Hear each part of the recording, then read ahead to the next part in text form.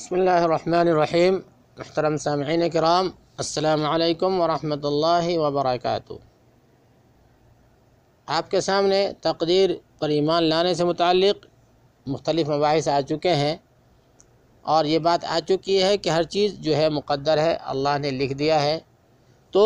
اب ایک سوال یہ ہوتا ہے کہ ہمیں کچھ کرنا ہے کہ نہیں کرنا ہے، ہمیں اسباب کو اختیار کرنا ہے یا نہیں کرنا ہے۔ جب ہر چیز لکھی ہوئی ہے تو کیا ہم بیٹھ جائیں ہاتھ پیر باندھ کر کے، اور ہم جو ہے بھروسہ کر کے بیٹھ جائیں کہ اب تو جو لکھا ہے وہ ہو کر کے رہے گا؟ تو ایسا نہیں ہے۔ مؤلفین فرماتے ہیں لہذا اسباب کو اختیار کرنا تقدیر اور توکل کے منافی نہیں، بلکہ ہم کو اسباب اختیار کرنا ہے، اچھائی کی طرف چلنا ہے، اچھائی کے راستے اپنانا ہے، بلکہ یہ اسی کا ایک جزو ہے۔ کہنا چاہیے قدر اللہ وما شاء فعل، اللہ تعالیٰ ہی نے تقدیر بنائی ہے اور وہ چاہتا ہے کر گزرتا ہے، اور اس کے واقع ہونے سے قبل انسان پر یہ لازم ہے کہ وہ مشروع اسباب کو اختیار کرے، اقدار کا دفاع اقدار سے کرے۔ کیوں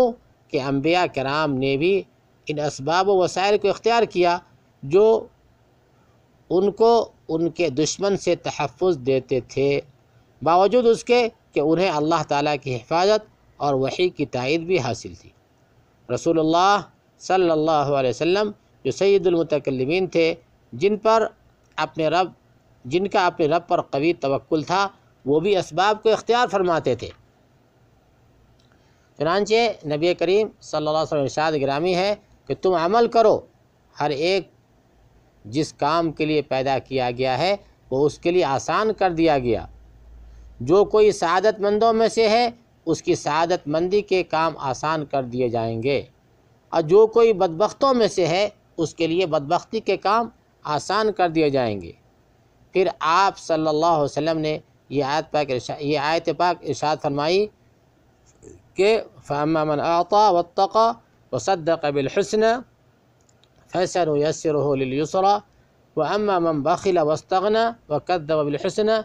فَسَنُيَسِّرُهُ لِلْعُسْرَى، کہ پس جس نے دیا اللہ کے راہ میں اور ڈرا اپنے رب سے اور اچھی بات کی تصدیق کرتا رہا تو ہم بھی اس کے لیے آسانی کو میسر کر دیں گے، لیکن جس نے بخیلی کی اور بے پرواہی برتی اور اچھی بات کی تکذیب کی تو ہم بھی اس کے لیے تنگی و مشکل کے سامان کو میسر کر دیں گے۔ تو ہمیں اسباب اختیار کرنا ہے، اسباب کو ترک نہیں کرنا ہے،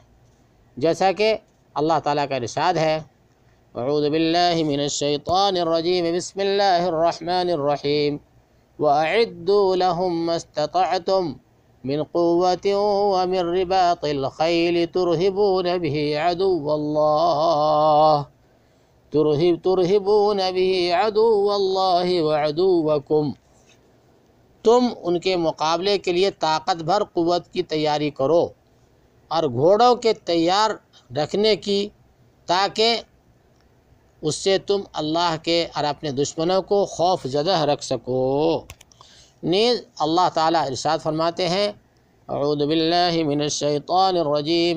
بسم اللہ الرحمن الرحیم والذی جعل لکم الارض ذلولا فامشوا فی مناکبها وکلوا من رزقہ وَإِلَيْهِ النُّشُورُ، اس ذات اللہ تعالیٰ نے تمہارے لیے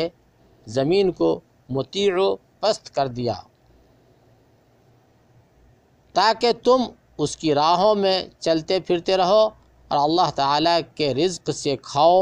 اور اسی کی طرف تمہیں جی کر اٹھنا ہے۔ اور نبی کریم صلی اللہ علیہ وسلم کا ارشاد گرامی ہے المؤمن القوی خیر واحب الی اللہ من المؤمن الضعیف وفی کل خیر احرص علی ما ينفعک واستعن باللہ ولا تعجز وان اصابک شیء فلا تقل لو انی فعلت کذا لکان کذا وکذا ولكن قل قدر اللہ ما شاء فعل فإن لو تفتح عمل الشیطان، کہ اللہ تعالیٰ کے ہاں طاقتور مومن کمزور مومن سے بہتر اور زیادہ پسندیدہ ہے، ہر ایک میں بھلائی موجود ہے۔ جو چیز تجھے نفع دے اس پر حرص کرو، اللہ سے مدد طلب کرو اور عاجز نہ بنو۔ اگر تجھے کچھ مصیبت پہنچے تو یہ نہ کہو کہ اگر میں ایسا کرتا تو ایسے ایسے ہو جاتا، بلکہ یہ کہو کہ اللہ نے ہی مقدر کیا تھا، اس نے جو چاہا وہ کر دیا۔ بے شک اللہ لو یعنی اگر شیطانی عمل کو کھولنے والا ہے۔ بے شک